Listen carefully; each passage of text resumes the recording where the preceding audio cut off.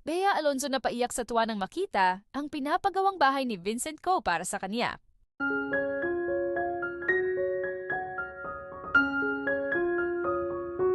Ngayong araw nga lang, isang napakagandang balita nga ang siyang ibinahagi ng mag-asawang sina Bea Alonzo at Vincent Ko sa social media nang ipakita ng mga ito ang pinagawang bahay ni Vincent para sa kanila ni Bea, na di umano'y nagkakahalaga ng milyones.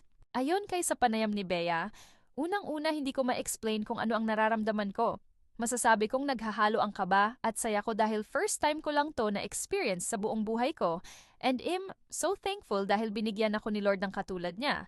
And lastly, wala na akong masasabi, kundi sobrang swerte at thankful ko para kay Vincent dahil sobrang hands-on niya sa akin in the first place.